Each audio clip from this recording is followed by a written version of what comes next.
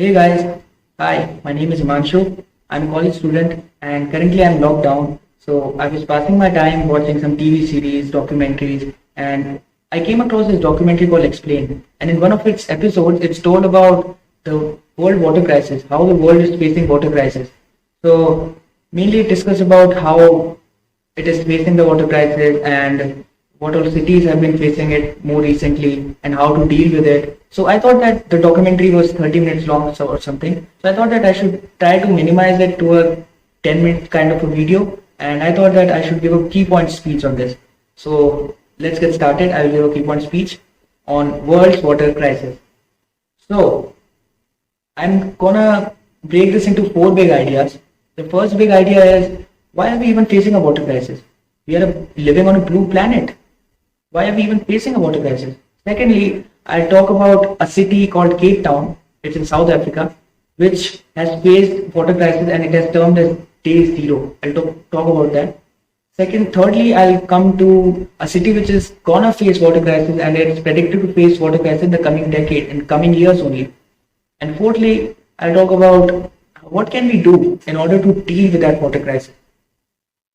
Should we price it? What are the benefits and challenges of that? So let's get started. So Earth is a blue planet. We all know that.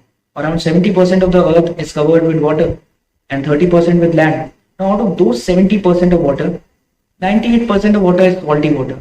It's not feasible for us humans or any kind of land animal to drink or do any kind of stuff with that. Only fishes have the joy of using that water. So that goes out of picture. Talking about the rest 3%, that's fresh water. But out of those 3% also, 2% of the water is solid water. And that solid water is in form of glaciers at top of mountains. And they melt down to provide us with rivers. So that's also something which we can go and just break down and get for us, alright? So all of us, humankind, on all this animal life, they're all limited to 1% of water, which is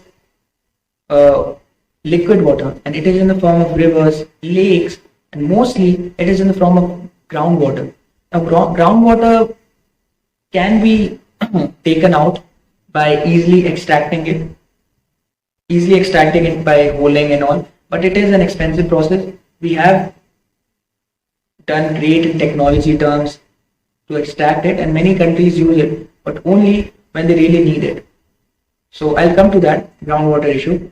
So now you must be thinking, okay, so we have just 1% water to use. That might be the reason why we are facing water crisis. But no, that 1% is a lot. It has served humankind and animals for a long time before us, and it will keep on serving. It might have kept on serving after us as well, unless we made the issue worse. So we humans need water for bathing, for washing our clothes, for drinking, and these sort of activities.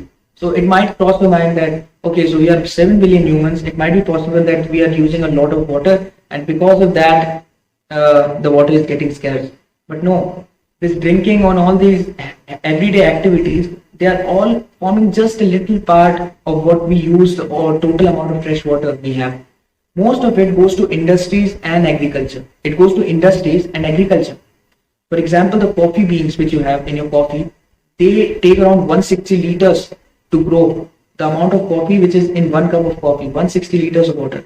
Similarly, this cotton shirt which you are wearing, just to make one shirt we require cotton, right? And that much amount of cotton takes around 1200 liters of water. And for one particular example, I'll give an example of a crop called alfalfa.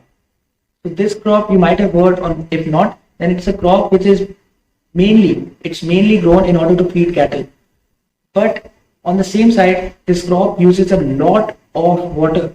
It uses 512 liters or 510 liters of water for just growing 1 kg of it. And also it is grown in arid areas. Why? Because humans don't use it, only cattle feed on it. That's why they use a lot of water. And if you calculate like cattle eating it and then we getting meat from the cattle and then forming, let's say, hamburger out of it, so that one hamburger would cost you 1600 liters of water. Humans are wasting water a lot because it doesn't cost them. You don't have to pay much for water. In many places you don't have to pay at all. But there are places which are facing water scarcity a lot. People are losing lives because of it. So this is how, even after being a blue planet, we are still facing water crisis. And talking about the negligence, that how drought can affect us even in this era, I will give you an example of a of a city called Cape Town. That city is in South Africa, which is an Africa continent, and that city in 2017, the authorities predicted that it will face its day zero. Now, what does day zero mean? Day zero means that the city gets water from a dam, and that water level in that dam is going to go below 13%. And if it goes below 13%, then they would cut short the water supply that people are getting, and then people have to queue up for getting the rations of water. That's what people had to do if day zero arrives. So they predicted it. Why? Because there had been a long drought there, and people were also overutilizing water from 2015 or 16. But when people got to know about it, that there would be a day zero, they got concerned, and that's why they started cutting on their daily needs of water, their useless needs of water. And because of that, they were able to cut it down so much that they were able to come to half of their usage of water in just a matter of months. And also they got lucky because it rained there after a long drought. And because of that, they were able to postpone that day zero month after month. And around mid-September in 2018, next year, it started at the end of 2017, they were able to just stop that clock which was saying that day zero is about to arrive. And because of those efforts, the water level in the dam was 70%, and they were considered safe. That's why they were faced with the danger of running out of water, and they somehow managed to get away from it. Also, nature helped it. Now, coming to day zero, if they had faced day zero, they could have become the first city in the world to run out of water. There have been ancient cities which just demolished or which just collapsed because of a long drought, and there was not enough technology to get out of this kind of situation. But living in this era and running out of water could be unseen of, could be unheard of. And that's why it could have become the first city, but they somehow managed to get their way out of it. Now, it's not like just Cape Town just faced this. It is predicted that there are many more cities in the world that could face their own day zero in the coming era. So some cities like Tokyo, Bangalore, Istanbul, Mexico City, London, there are many kinds of cities which can face their own water crisis issue, their own day zero in the coming decades. Now, I will talk about the city which is predicted to face it the first. It is Mexico City. It's the capital of Mexico. Mexico City is termed as facing it first because of three main reasons. First, there is a lot of rain there, but they don't utilize the rain. They don't have proper sewage system, and they usually get flooded because of the rain. Second, they have very leaky pipes. Around 50%, half of their total supply of water gets just leaked out because of the leaky pipes. They are so negligent about it. And coming to the third point, they use groundwater as 50% of their total supply. Now, groundwater, as I said, countries and cities use those groundwater only in the times of need, only in the times of drought. They don't use it on a general purpose or on a daily basis. But Mexico City has been using it on a daily basis. Around 50% of the supply comes to that groundwater. And because of that, it is predicted that they are going to run out of that groundwater in the coming 20 to 30 years. And that is alarming the Mexico City, and that's why the government is taking some actions. But the actions are not yet that feasible so that it could save them from that crisis. So yeah, humans, if they are not somehow restricted to waste water, they will waste water. You can talk about save water issues and all, but unless there is some restriction, you will end up wasting water, even you. So what can be a solution to it? Well, the first solution which might come to you is pricing, because we generally price those goods which are low in quantity out there and high in demand. But it doesn't work with water. Why? Because water is a sort of material which is required by every living thing. If we don't have water, they would die. So let's say we implemented pricing thing, but there will be benefits and challenges with it.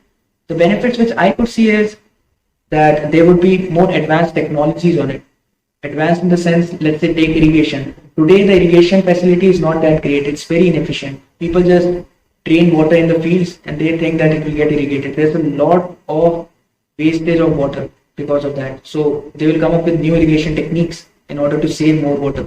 Second, that they will sort of grow those crops which use a lot of water in not in arid areas but in fertile areas, because they have been growing those crops in arid areas because they were not that useful to humans, as I talked about alfalfa. So these are some of the benefits. There are challenges too. The first challenge is, if we price water, that the ingredients which grow because of water, they will include the price of water. So now your coffee mug, now a coffee won't cost that much. It would cost maybe 5-6 times more because the water is priced now and it uses a lot of water. So the burden of all this will be on the hands and on the shoulders of the poor people. Rich people can get their way out, but poor people will have to face all this situation. So there is another thing which poses as a challenge. Now that thing is that in 2010, United Nations passed a law that human needs water and it is termed as a human right. So everyone should get water. Now this becomes a challenge because providing with a scarce resource and everyone has to get it, that's a tough thing. So we'll have to come with policies in order to provide with the needs of the people to get water. So there have been some of the policies like, let's say humans use 60 liters of water on average. So we can give 60 liters for free for every human and then we will price it. So there are certain strategies like it. There have been discussions over it. So basically, we have to deal with this water crisis situation by taking it on us. So I talked about how Earth is a blue planet and then also we are facing a water crisis. Secondly, I talked about a city, Cape Town, which just found itself into running out of water and just got out of it because of the measures I told you. Thirdly, I talked about a city which is going to get into that situation because of the measures it is taking. And fourthly, I talked about how you could save water or how pricing could save water, but also what all challenges it faces. So basically it boils down to this. Humans only value those things which are less in quantity, which they don't get. But that won't work with water. Why? Because water is something which is very essential to our life. If we don't get water, we'll just die. So we won't have time to think about saving it when we run out of it. So the key to this water crisis situation is to understand the importance of water and start saving water until we have it. Thank you. I think this video was helpful to you. I think it was informative to you. I tried to make it as short as possible. Please do recommend anything you like or anything you liked or anything you found that it could have been explained better, or any sort of my actions, or some constructive feedback. Please give me some constructive feedback, and thanks for watching. I hope this was informative. Bye.